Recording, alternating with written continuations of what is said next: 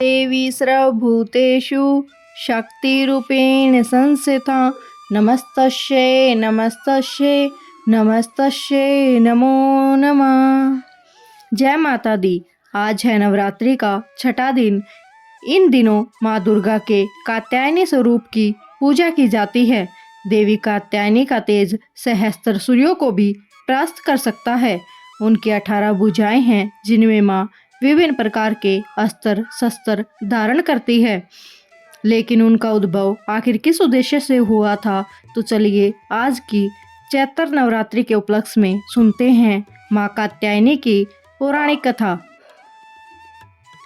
पृथ्वी पर एक समय अत्यंत बलवान राक्षस रहता था जिसका नाम था महिषासुर। मृत्यु का वरदान प्राप्त करने के लिए उसने ब्रह्मा जी को प्रसन्न करने के लिए 10,000 सालों तक कठोर तपस्या की। अंततः ब्रह्मा जी महिषासुर के तप से प्रसन्न होकर वहां प्रकट हुए और वरदान मांगने को कहा। पहले महिषासुर ने अमर होने की इच्छा रखी, लेकिन ब्रह्मा जी ने उसे समझाया कि यह उनके अधिकार में नहीं है। जिसका जन्म हुआ है उसकी मृत्यु निश्चित है। स्वयं ब्रह्मा जी भी अमर नहीं हैं। ब्रह्मा जी ने महिषासुर से कुछ और मांगने को कहा। इस बात पर महिषासुर ने कुछ सोच विचार किया और फिर उसने कहा, हे ब्रह्मदेव, आप मुझे वरदान दें कि किसी भी पुरुष के हाथों मेरी मृत्यु न हो, केवल एक स्त्री ही मेरा वध कर सके। तुरंत ही ब्रह्मा जी ने महिषासुर को वरदान प्रदान कर दिया। लेकिन यहाँ पर महिषासुर ने एक बहुत ही बड़ी भूल की। यह सोच लिया कि एक स्त्री तो हमेशा निर्बल होती है, भला कोई स्त्री उसका क्या बिगाड़ लेगी। इसके बाद महिषासुर ने तीनों लोकों में हाहाकार मचा दी। सभी देवगण उसे युद्ध में परास्त होकर स्वर्गलोक छोड़ने पर विवश हो गए। आखिर अब इस राक्षस का वध कैसे होगा? सभी देवी देवता इस पर विचार करने लगे। यहाँ तक कि भगवान विष्णु और शिव ने भी महिषासुर से युद्ध किया था। ब्रह्मा जी के वरदान के कारण वे भी इन्हें परास्त नहीं कर पाए। इसके बाद सभी देवी देवता उसके बाद एकत्रित होकर तीनों के समक्ष प्रार्थना करने गए, जिन पर इस पूरे ब्रह्मांड का भार था। जैसे ही ब्रह्मदेव ने महिषासुर को वरदान दिया था कि उसकी मृत्यु केवल एक स्त्री के हाथों होगी, तो त्रिदेवों ने सोचा क्यों ना एक शक्ति को ही उत्पन्न किया जाए जो कि महिषासुर का वध कर सके। सभी देवता भी इस बात से सहमत हो गए और इसके बाद ब्रह्मा विष्णु महेश ने अपनी शक्तियों को मिलाकर एक दिव्य और अलौकिक स्त्री को उत्पन्न किया। स्त्री का रूप अत्यंत भयंकर और तेजस्वी था, जो सिंह पर सवार थी।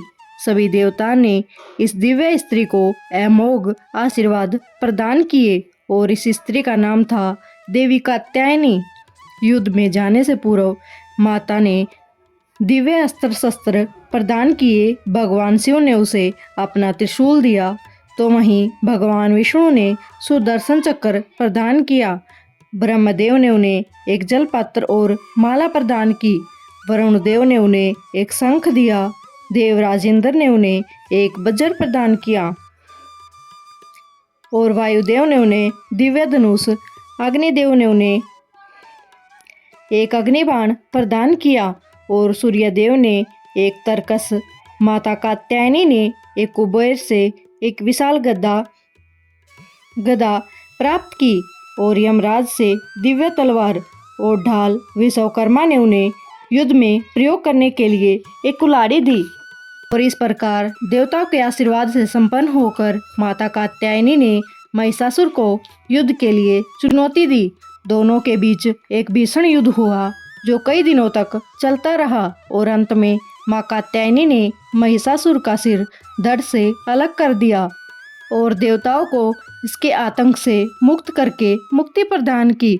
स्त्री को साधारण और अबला समझने वाला महिषासुर एक दिव्य शक्ति के हाथों ही मारा गया और इस प्रकार देवी कात्यायनी ने जीवन का उद्देश्य पूर्ण किया। चैत्र नवरात्रि के छठे दिन कात्यायनी की पूजा और अर्चना की जाती है। इसके लिए सुबह जल्दी उठकर स्नान आदि करके निवृत्त हो ले। तत्पश्चात आसन लगाकर देवी कात्यायनी का विग्रह चित्र रखें और माँ कात्यायनी के लिए लाल अथवा पीले रंग के वस्त्र ही धारण करें। उनकी आराधना के लिए गोधूली बेला का समय शुभ माना गया है। माता को पीले रंग के पुष्प तथा पीले नैवेद्य अर्पण कर सकते हैं। भोग लगाने के लिए पीले रंग के मिष्ठान और शहद स्रोत्र माना गया है। ऐसा कहा जाता है कि माता कात्यायनी की आराधना कुंवारी कन्याओं के लिए विशेष रूप से फलदायी और कुछ लोगों का यह भी मानना है कि कुछ कन्याओं के विवाह में संबंधी जो भी समस्याएं आती हैं उसमें माँ कात्यायनी उनकी सहायता करती हैं। हम श्री मद्भागवत में भी सुनते हैं कि श्री कृष्ण को अपने वर के रूप में पाने के लिए राधा रानी और गोपियों ने भी माता कात्यायनी का व्रत किया था। तो ये थी चैत्र नवरात्रि के छठे दिन माँ कात्यायनी की पौराणिक कथा। देवी कात्यायनी का एक सुप्रसिद्ध मंदिर उत्तर प्रदेश के मथुरा जिले में वृंदावन में है। यह मंदिर 51 शक्तिपीठों में से एक है। ये माता कात्यायनी के शक्तिपीठ के रूप में भी जाना जाता है।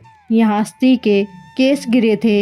इसके अतिरिक्त देवी के कई मंदिर हैं, जिनमें से एक और प्रसिद्ध मंदिर मेरठ के परीक्षितगढ़ में है।